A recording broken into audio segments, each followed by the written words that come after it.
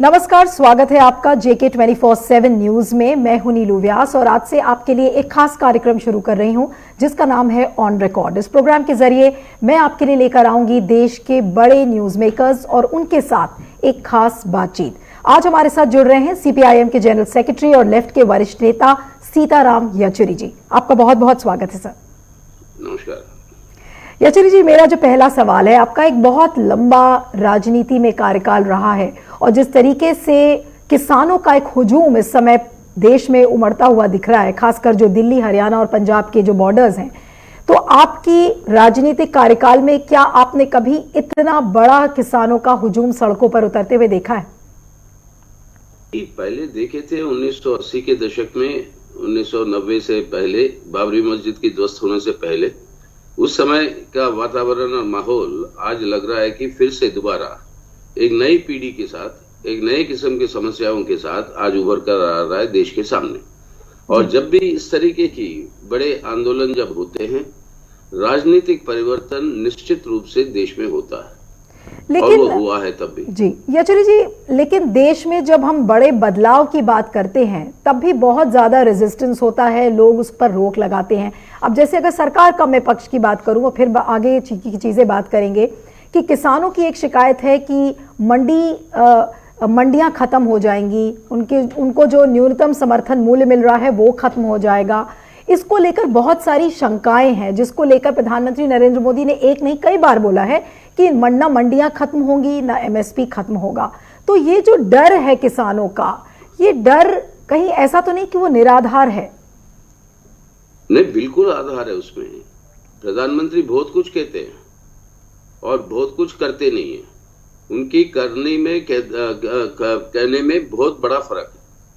अब बताइए, अगर न्यूनतम प्राइस, अगर MSP खारिज नहीं हो रहा है, तो ये बात जब हम राज्यसभा में थे कुछ 4 साल पहले, एक हमने प्रधानमंत्री जी को उसी सदन में पूछा और उसके बाद चिट्ठी भी लिखी, आप एक नया कानून ले आइए कि किसान जब भी अपना खेती ले जाता है मार्केट में बेचने के लिए, वो न्यूनतम प्राइस जो है MSP उससे कम दाम पर खरीदी नहीं जाएगी जी। उसके लिए एक नया कानून ले आओ। वो अपराध है।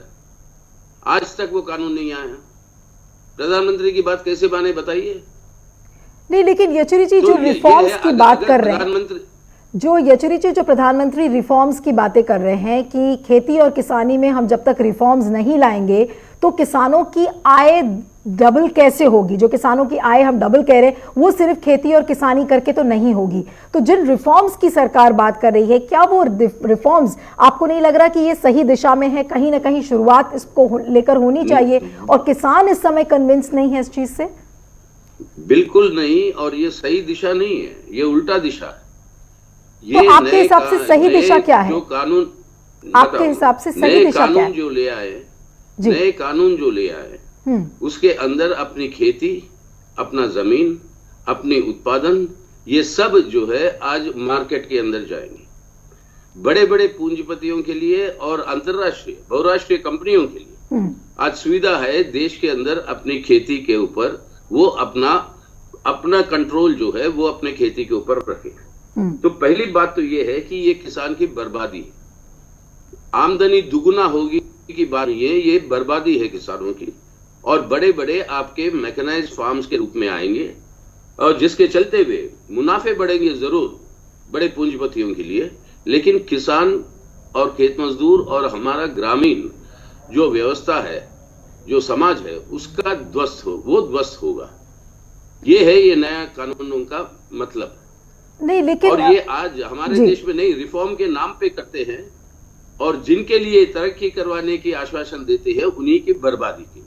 नहीं, लेकिन येचुरी जी, अब तोड़ इसका क्या है कि सरकार अभी कई राउंड्स हो गए हैं बातचीत के, अभी अगला दौर भी है बातचीत का जो 3 दिसंबर को होना है। आपको लग रहा है कि कोई ना कोई हल इसमें निकलेगा? सरकार क्या डायलॉग के मूड में है, किसानों से बातचीत करने के मूड में? क्योंकि किसान तो सिर्फ इस बात पर अड़े हुए हैं कि नहीं, आप ये तीनों जो कृषि कानून है आप इन्हें वापस ले लीजिए। तो क्या वापस लेने से हल निकलेगा? नहीं, हल वापस लेने से नहीं निकलेगा, लेकिन खतरा तो टलेगा। खतरा ये है कि आज किसान बर्बाद होगा। अगर उसको बचाना है तो ये कानूनों को रद्द करना जरूरी है, वरना उसके उल्टा उनकी हिफाजत के लिए जो करते। मैं एक उदाहरण दिया आपको एक नए कानून के बारे में, एमएसपी से कम दाम पर खरीदी नहीं जाएगी, वो कानूनी अपराध होगा, उस पर कार्रवाई होगी। ये बात आज तक 4 साल हो गए प्रधानमंत्री किए क्यों नहीं? तो उन पे ये विश्वास करना कि ये सब जो है किसानों की तरक्की के लिए हो रही है, ये नामुमकिन है इस हालात में। तो सरकार अगर बातचीत ही करना चाहती है सही ढंग से तो ये नौबत नहीं आती जो आज हम देख रहे हैं। लेकिन येचुरी जी, सरकार का अगर पक्ष आप सुने तो सरकार के एक नहीं बल्कि सारे मंत्री इस बात को कह रहे हैं कि किसानों के मन में विपक्ष ने शंका पैदा की है और अब उस डर को एक पॉलिटिकली मोटिवेटेड कैंपेन बनाकर विपक्ष इसको प्रस्तुत कर रही है। तो इस पर आपका क्या कहना है? देखिए, कोई गलत कोई प्रभावित नहीं होता। सवाल ये है कि अपनी जिंदगी बर्बाद हो रही है तो उसके सामने ये किसान उठ बैठा, और इसके अंदर आप देखेंगे बहुत सारे बेसंगठित किसान किसी संगठन के साथ जुड़े नहीं, लेकिन लाखों के तादाद में जो उतरा है। आज दिल्ली के जो 8 हाईवे है, वो सभी 8 हाईवे अगर ब्लॉक्ड है तो उसका मतलब तो समझिए। ये क्यों आ रहे हैं? ये क्योंकि अपोजिशन जो गलत प्रचार किया है वो उनका प्रोपेगेंडा और स्पिन की आदत है इस सरकार की।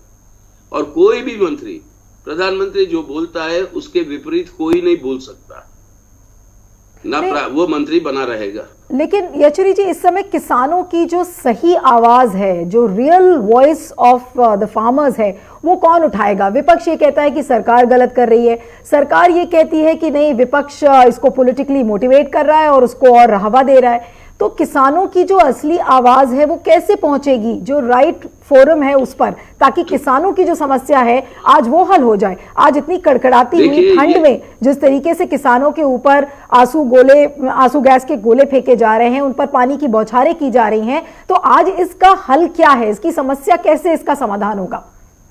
देखिए, राजनीतिकरण कोई कर रहा है तो वो सरकार कर रहा है। लेकिन सरकार कहती है कि विपक्ष कर रहा है, सरकार कहती है कि विपक्ष कर रहा है। विपक्ष कर रहा है, इसलिए मैं कह रहा हूं उल्टा।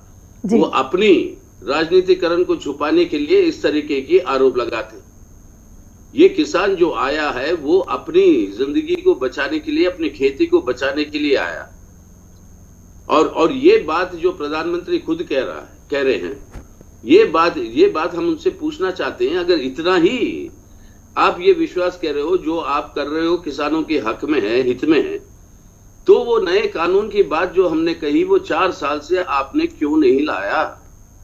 जवाब दे। नहीं तो बताइए, कानून ले आइए कि मिनिमम सपोर्ट प्राइस से कम दाम पर कोई नहीं खरीदेगा, अगर खरीदेगा तो कानूनी अपराध है। क्या आप एक है? क्या आप लोगों की हाल में, येचुरी जी, आप लोगों की क्या हाल में प्रधानमंत्री से कोई बातचीत का रास्ता निकल पाया है, या किसी केंद्रीय मंत्री से निकल पाया है, या कृषि मंत्री से निकल पाया है कि देखिए इतनी बड़ी समस्या है और आप लोग इस पे बातचीत करें? बात तो करे वो। आपके साथ कभी बातचीत हुई नीलू जी, मीडिया के साथ? बात तो करे वो। और कोई तो करे बात, असली मुद्दों पे आके बात करे। सुने तो सही, 200 से ज्यादा किसान संगठन पूरे देश भर में वो एक संयुक्त मोर्चा बना चुके हैं। वो खुद चुन चुके हैं उनके नेता कौन है, और ये है बात करने वाले। वो तय कर चुके हैं, पहले भी गए बात करने। येचुरी जी, जब राजनीति कोई निकलता नहीं, आप ठीक कह रहे हैं, लेकिन येचुरी जी, जब राजनीतिकरण की जब बात होती है तो किसी न किसी को मोहरा बना दिया जाता है। जैसे हाथरस रेप केस था तो वो उस लड़की को मोहरा बना दिया गया, सारी विपक्षी पार्टीज वहां पहुंच गईं। ये सही बात है कि उन्होंने आवाजें उठाई कि वहां पे गलत हो रही थी चीजें और उसको लेकर, लेकिन उस पर भी राजनीतिकरण शुरू हो गया। अब किसान लगता है कि एक नया मोहरा बन गए हैं। तो जो समस्या है, जो कृषि की जो समस्या है, किसानों की आय है, किस तरीके से रिफॉर्म्स लाए जिसकी बात सरकार कह रही है, तो उस चीज को लेकर अब किस दिशा में आगे बढ़ेंगे? क्या सारी राजनीतिक पार्टीज एकजुट नहीं हो सकती इस पर? देखिए नीलू जी, अगर कोई राजनीतिकरण कर रहा है तो वो सरकार कर रही है। हम मुद्दों के ऊपर है, ये मुद्दों का जवाब दीजिए। मुद्दों का जवाब दे का मतलब ये नहीं है कि राजनीतिकरण। अब मुद्दा जो है उससे क्यों मुकर रहे हो आप जी? सिर्फ आपका कहना कि एमएसपी रद्द नहीं होगा उसका कोई मतलब नहीं है। आपका कहना ये मंडियां खत्म नहीं होंगी उसका कोई मतलब नहीं है। जब तक आप उल्टा वो आश्वासन दे इन सवालों के ऊपर, कैसे वो बंद नहीं होंगे, उसके लिए बातचीत करने के लिए तैयार नहीं सरकार। और उल्टा बोलते हैं राजनीतिकरण हो रहा है। अरे मुद्दे पे आओ ना, मुद्दे पे बात करो। जो शिकायतें हैं किसान भाइयों की, जिनको अन्नदाता कहते हैं हम, अन्नदाता, अगर वो खेती नहीं करते, पैदा नहीं करते अनाज, तो आप और हम जिंदा नहीं रहते। बिल्कुल। हालांकि ये सरकार तो कहती है कि ये किसान प्रेमी सरकार है। प्रधानमंत्री नरेंद्र मोदी ने एक नहीं कई बार कहा है कि 2022 तक वो किसानों की जो आय है उसको दुगनी करना चाह रहे हैं। तो चलिए अब देखते हैं कि जो अगले राउंड की बातचीत है यार देखिए, इस तरीके के प्रचार और इस तरीके के प्रचार से नीलू जी कुछ होता नहीं। प्रधानमंत्री जी से प्लीज आप आग्रह करिए, पिछले 6 सालों में वो जो प्रधानमंत्री थे, देश में अपने अन्नदाताओं की आत्महत्याएं कितनी बढ़ी।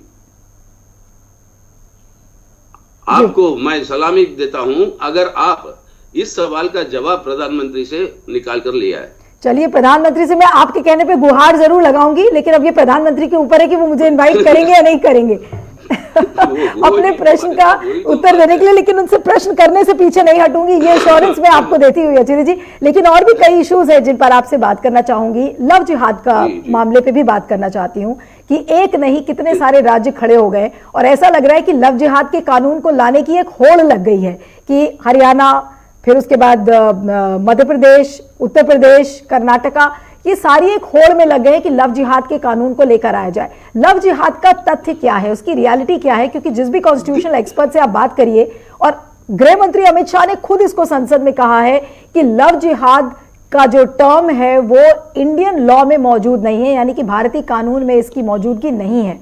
तो ये किस तरीके की, क्या ये हुआ है या वाकई में कोई एक रियलिटी है? ये हवा है, ये उनकी सांप्रदायिक ध्रुवीकरण का एक बहुत बड़ा हिस्सा है। आपका जीडीपी का गिर चुका है, 24% गिरावट है, उसके ऊपर फिर से 8% गिरावट है, यानी अपनी अर्थव्यवस्था की बर्बादी हो रही है। 15 करोड़ से ज्यादा लोगों की नौकरियों की छटनी हुई है, भूखमरी बढ़ी है, और अंतर्राष्ट्रीय पैमाने पर यह बेइज्जती है भारत का कि आज जो है वर्ल्ड हंगर इंडेक्स में हम जो है नीचे के स्तर पर आते हैं, आखिरी 5 देशों में। इनके ऊपर कोई चर्चा नहीं।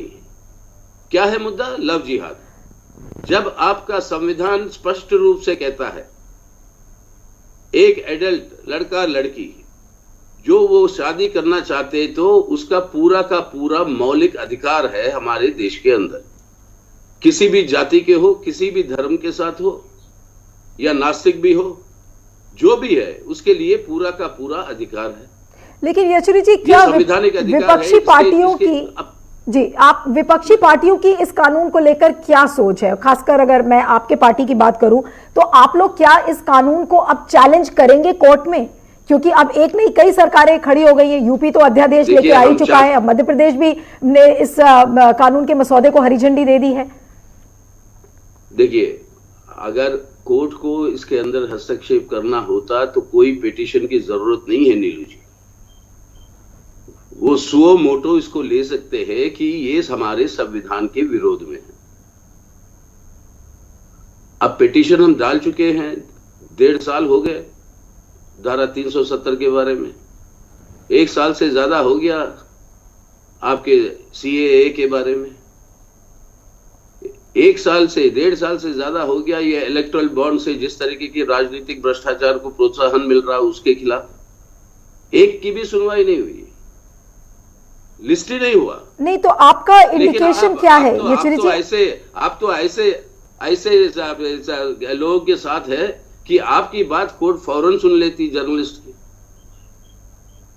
लेकिन हमारी बात 1.5 सालों से कभी इसके बारे में सुनवाई नहीं हुई। नहीं तो येचुरी जी, क्या आप ये कहना चाह रहे हैं कि जुडिशरी इस समय बिल्कुल डिफंक्ट हो चुकी है और जो विपक्षी पार्टीज हैं उनकी कहीं सुनवाई नहीं है, लेकिन बड़े बड़े जो जर्नलिस्ट हैं उनकी सुनवाई होती है? देखिए ध्यान रखिए, आप भी जो सवाल पूछ रहे हैं उस पर आपके ऊपर कंटेम्प्ट हो सकता है जी। कंटेम्प्ट कोर्ट हो सकती, तो आप इस सवाल माननीय हमारे न्यायपालिकाओं के ऊपर छोड़िए, उनकी भी अपनी कॉन्शियंस होती है। वो भी सोचिए, जिस संविधान पर शपथ लिए उसकी रक्षा करना, वो अधिकार सिर्फ हमारे देश की कोर्ट कचहरी की है। नहीं तो वो निभा रहे या नहीं निभा रहे वो खुद सोचे। नहीं तो आप मेरा एक जो प्रश्न है उसका आपने जवाब नहीं दिया कि जो लव जिहाद का कानून है, क्या वो चैलेंज आप लोग करेंगे? मैं जो बता रहा ना उसका जवाब यही था कि चैलेंज करने की जरूरत नहीं है। अगर सुप्रीम कोर्ट खुद सुओ मोटो इसको ले सकती है, लेकिन चैलेंज होगा। ओके, चैलेंज होगा, हमारी तरफ से ही नहीं, कई लोगों की तरफ से चैलेंज होगा। ओके। जब गृह मंत्रालय खुद पार्लियामेंट के अंदर कहती है ये लव जिहाद का कोई कॉन्सेप्ट ही एग्जिस्ट नहीं करता, ना कोई ऐसे केस मिले। अब हाल ही में वो जितने लव जिहाद के केसेस दिए गए सबको बरी कर दिया कोर्ट ने, कहते हुए कि इसके अंदर कोई लव जिहाद की बात नहीं है। तो ये वास्तविकता है। लेकिन येचुरी जी, आपने एक बहुत सिग्निफिकेंट सांप्रदायिक ध्रुवीकरण को तेज करने के लिए लाया गया। आपने एक बड़ी महत्वपूर्ण बात कही, को हटाने के लिए आपने एक बड़ी महत्वपूर्ण बात येचुरी जी कही कि ये जो सरकार की लव जिहाद लाने की पीछे जो मंशा है वो राजनीतिक ध्रुवीकरण है।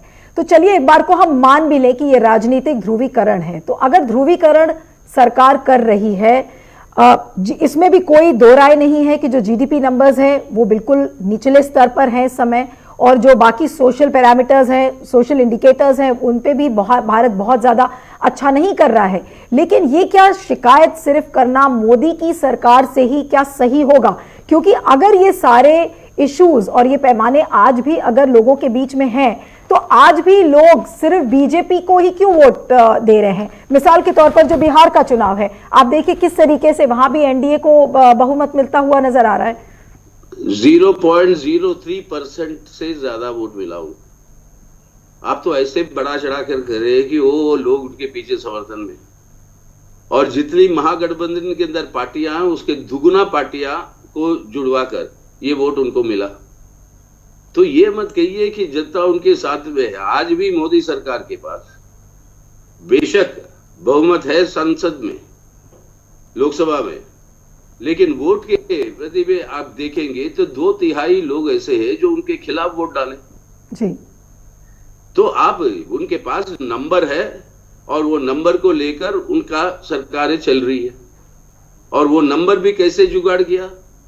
गोवा में देखिए आप, कर्नाटका में देखिए आप, महाराष्ट्र में देखिए आप, उत्तर नॉर्थ ईस्ट में, मणिपुर में और अरुणाचल बाकी जगह पर देख रहे हैं आप। नहीं लेकिन सर ये जनमत के आधार पर, ये जनमत के आधार पर हो रहा नहीं। सच में बताइए येचुरी जी, लेकिन जो बीजेपी का सिखाया हुआ जो सबक है वो तो अब ऐसा लग रहा है कि आरजेडी और महागठबंधन भी कर रहा है। देखिए लालू जी का जो ऑडियो वायरल हुआ है उसमें वो भी ऑपरेशन लोटस के पक्षों पे काम कर रहे हैं। ये ऑडियो लाया किसने? जो पहले उप मुख्यमंत्री थे, अब नहीं है। तो आप ये कह रहे हैं कि ये कॉन्स्पिरेसी है? आप क्या ये कह रहे हैं कि ये लालू यादव के खिलाफ कॉन्स्पिरेसी है? नहीं, ये डॉक्टर है, लालू जी खुद कह रहे हैं। अब ये यहां पर कह रहे हैं और प्रचार का माध्यम उनके हाथ में है।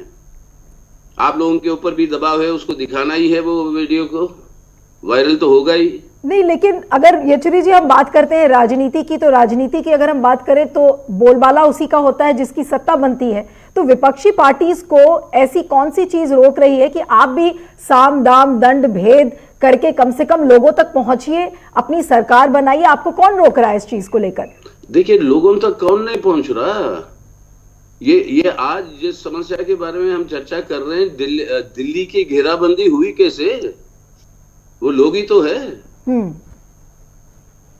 वो लोग ही तो है, वो जो घेराबंदी कर रहे हैं, लोगों की लामबंदी नहीं तो और क्या है ये नीलू जी। लेकिन जब वोट का समय आता है, देखिए कितना पैसा खर्च होता है, देखिए कितना मीडिया के माध्यम और एडवर्टाइजिंग के ऊपर जो पकड़ है। देखिए अपने कब्जे में, मतलब अगर इलेक्ट्रॉनिक मीडिया है, प्रिंट मीडिया है, आपके पास साधन है ये पूरे खर्च करने की, बहकाने के लिए तो बहुत कुछ आपके लिए आसानी है।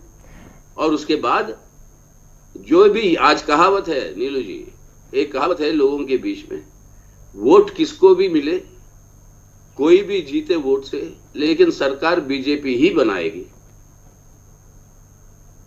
ये तो है वास्तविकता। नहीं तो ये फिर अगर ये आज की वास्तविकता है तो येचुरी जी, अगर ये आज की वास्तविकता है जो आप हमें बता रहे हैं, तो इसमें विपक्षी पार्टीज कैसे जीत होगी, विपक्ष की जीत कैसे होगी, आपका आगे का रोड मैप कैसे होगा? यानी कि क्या हम विपक्ष को हमेशा परास्त देखेंगे? क्या हम एक कमजोर विपक्ष को अपने सामने हमेशा देखेंगे? बिल्कुल नहीं नीलू जी, हम उस पीढ़ी से आते हैं जो इमरजेंसी के खिलाफ लड़ा था। उस समय भी ऐसी बातें आ रही थी जो आप कह रहे हो, कि इसका कोई विकल्प नहीं है, अब इसको जिंदगी भर झेलना है।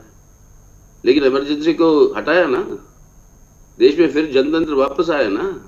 विपक्षी पार्टियों का सवाल नहीं है, लोगों की सवाल है। लोग आएंगे, जब लोग आएंगे अपनी देश की और संविधान की रक्षा में, और जो आ रहे हैं अभी लाखों की तादाद में, ये और बढ़ेगा। तो इसलिए इसका विकल्प क्या है? विकल्प है देश की जनता जी, और वो तय करेगी। बिल्कुल, सारी जो प्रश्नों का जो उत्तर है वो जनता ही देती है, इसमें कोई दो राय नहीं है। लेकिन एक और इशू जिसके बारे में मैं आपसे बात करना चाहूंगी कि वो फ्रीडम ऑफ स्पीच के बारे में है, कि अक्सर विपक्ष इस बात को कहता है कि फ्रीडम ऑफ स्पीच का हनन कर रही है जो मौजूदा सरकार है, वो हर लेवल पर फ्रीडम ऑफ स्पीच का और पर्सनल लिबर्टीज का हनन हो रहा है।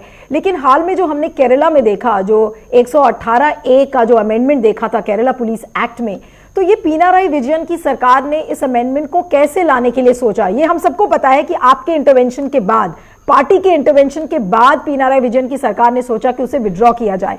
लेकिन कहीं ना कहीं सिर्फ एक फेसबुक पोस्ट को लिखने के लिए एक इतना बड़ा अमेंडमेंट पिनाराई विजयन की सरकार कैसे सोच सकती थी लाने के लिए? देखिए ये जो हुई है वो एक वहां की कैबिनेट का निर्णय था। कैबिनेट के निर्णय आने से पहले वही आपके मतलब ऑफिसर लोग, ब्यूरोक्रेट लोग, मतलब उनके सुझाव से ये आई, क्योंकि कई सारे बीजेपी के राज्यों में भी इसी तरीके के कानून लाए गए। तो वो समझे कि इसके आधार पर ये कानून बनकर वो चली गई। तब पता चला, पार्टी को हस्तक्षेप किया, उसको हटवाया जी। अब बताइए कौन सा है मुख्यमंत्री देश में, एक और बताइए मुझे, ये उदाहरण दीजिए। ये हमारी चैलेंज है, एक और मुख्यमंत्री की उदाहरण दीजिए जो जनता की जो क्रिटिसिज्म है, जो सवालें उठे हैं, उन सबको ध्यान में रखते हुए कैबिनेट के अंदर ले जाकर वापस उस ऑर्डिनेंस को रद्द करवाकर गवर्नर के पास भेजते हैं, और कल को गवर्नर साहब की भी इजाजत उस पर मिल गई। और कोई मुख्यमंत्री है जो जनता की बात को सुनता है इस तरीके से? नहीं, बिल्कुल आपका ये कहना ठीक है, और ये एक डेलिबरेटिव डेमोक्रेसी का एक बहुत बड़ा इंडिकेशन है कि इस ऑर्डिनेंस को वापस लिया गया। लेकिन जो ये आलोचनाएं हो रही थी कि पिनाराई विजयन की बहुत ज्यादा क्रिटिसिज्म हो रही थी, जो गोल्ड स्कैम में उनके सरकार का नाम आ रहा था, इसको लेकर बहुत ज्यादा सोशल मीडिया पर लिखा जा रहा था, तो कहीं ना कहीं अगर आप देखें तो आधार ऐसा लगता है कि सारी पार्टीज का एक ही है कि अगर किसी भी पार्टी को या किसकी भी सरकार हो, चाहे वो राज्य सरकार में हो चाहे केंद्र सरकार में हो, अगर आप उसकी आलोचना करेंगे तो उस आलोचना को हमेशा दबाने की कोशिश की जाती है। ये एक नेचुरल प्रवृत्ति है। आप क्या इससे इत्तेफाक रखते हैं? नहीं, अगर आलोचना को दबाने की कोशिश की गई तो ये काम नहीं होता, वो वापस नहीं होती ऑर्डिनेंस। तो दबाया हमने नहीं। तो सवाल ये है कि यही मैं कह रहा हूं, आज लव जिहाद के खिलाफ या नए के खिलाफ जनता की आवाज किस तरीके से उठ रही है, उसके खिलाफ जी सुन रहे हैं यूपी के मुख्यमंत्री, सुन रहे हैं मध्य प्रदेश के मुख्यमंत्री। ध्यान हटाने के लिए लोगों की, अरे वो भूख से मर रहे हैं, बेरोजगार हो गए हैं, आर्थिक व्यवस्था ध्वस्त हो गई है, जिंदा रहने के सवाल नहीं है, उन सवालों पे कोई ध्यान नहीं है सरकार। लेकिन येचुरी जी, इन सारे सवालों की मौजूदगी के बावजूद आज कहीं ना कहीं जनता को यह आश्वासन है कि प्रधानमंत्री नरेंद्र मोदी रहेंगे तो उनके लिए सब कुछ मुमकिन है। अब बिहार का एक तो ठीक है, आपने जो भी कहा कि 0.03% वोट्स का ही डिफरेंस था, लेकिन कहीं ना कहीं आज जनता के मन में एक आस्था है नरेंद्र मोदी को लेकर। क्या आप इस बात से इनकार करेंगे? ये आपकी गलतफहमी है। मैं समझता हूं ये एक आस्था को आप सब बैठकर जो है इसको खड़ा कर रहे हैं। जी मोदी है तो मुमकिन है, नोटबंदी मुमकिन है, जीएसटी मुमकिन है, अर्थव्यवस्था की बर्बादी मुमकिन है जी, बेरोजगारी की मुमकिन है, भूखमरी की मुमकिन है और लोगों के बीच में झगड़ा फसाद की मुमकिन है। नहीं, लेकिन जब से डिमोनेटाइजेशन हुआ, जीएसटी आया, कितने राज्यों में चुनाव हुए और आपने देखा कि कहीं ना कहीं वो जाकर सब कुछ एनडीए पे और बीजेपी पे ही टिक जाता है। साम दाम दंड भेद की मैं यहाँ पे बात नहीं कर रही हूँ, लेकिन जनता की आस्था की बात कर रही हूँ। जी बिल्कुल, मैं इसलिए कि आपको उदाहरण दे रहा था गोवा का, कर्नाटका का, मध्य प्रदेश का, मणिपुर का, अरुणाचल प्रदेश का, जी, जहाँ पर जनादेश और जनमत उनके खिलाफ था, लेकिन सरकारें बनाए। आप साधन का दुरुपयोग करिए, दुरुपयोग तरीकों से साधन इकट्ठा करिए, देश की संपत्ति बेच लीजिए। आज अगर किसी की तरक्की हुई है हमारे देश में इस लॉकडाउन के चलते हुए 2020 के साल के अंदर, वो अपने देश की खरबपतियों की, सबसे बड़े बड़े पूंजीपति की, उनकी जो संपत्ति है वो कई गुना, 4 गुना, 6 गुना बड़ा है जब लोगों की जिंदगियां बर्बाद हो रही है। मतलब क्या है जी, एक आप जो कह रहे हैं उसमें तथ्य है, लेकिन मेरा जो एक आखिरी सवाल है कि अब विपक्ष के पास अब क्या रास्ता बना है? कोई ऐसा उभरता हुआ थर्ड ट्रेंड मुझे नजर नहीं आ रहा है। इंपॉर्टेंट इलेक्शंस हैं, अभी वेस्ट बंगाल में इलेक्शंस हैं, फिर यूपी में चुनाव है 2022 में, 2024 में आम चुनाव है। तो अब रणनीति क्या बनेगी? बिहार का अगर टेम्पलेट देखें तो ऐसा लग रहा था कि महागठबंधन एक नई फोर्स के रूप में बनेगा, लेकिन वो नहीं बन पाया। तो अब आगे की रणनीति क्या होगी आपकी? बना तो सही नए फौज के ऊपर, और कई सारे शिकायतें हैं जो इलेक्शन कमीशन भी उसको ध्यान नहीं दिया। गिनती में हमारी खुद की कैंडिडेट, हमारी पार्टी की कैंडिडेट को डिक्लेयर कर दिया जीत गया। जब वापस गए सर्टिफिकेट लेने, बोले कि अब आप हार गया, अब दोबारा गिनती करो तो नहीं होती। नहीं तो एक क्या आपको लग रहा है कि इस समय आपके लिए शिकायतें, ये सब शिकायतें छोड़िए। नहीं, जैसे आपने कहा कि आप जो बता रहे, आपका सवाल का जवाब ये है नहीं कि ये कोई गठबंधन की गठजोड़ से या जो लोग पार्टियों को जोड़ने से ये विकल्प नहीं बनता। ये विकल्प बनेगा जन आंदोलनों से और जनता से। इसलिए इमरजेंसी को जब हराया भी गया, हमने कहा ये जनता की जीत है, जनता पार्टी की जीत नहीं है जी। जनता पार्टी भी बनी इमरजेंसी को हराने के बाद, चुनाव के बाद जी। तो समझिए, ये अब जन आंदोलन जब बढ़ेगी वो है समाधान। चलिए, ये बात तो खैर आपने बिल्कुल सही कही कि जन आंदोलन से बड़ा कोई आंदोलन नहीं है और जनता की आवाज से बड़ी कोई भी आवाज नहीं है। तो जनता ही सारे प्रश्नों का उत्तर देगी। सीताराम जी, आपसे बात करने का बहुत बहुत शुक्रिया।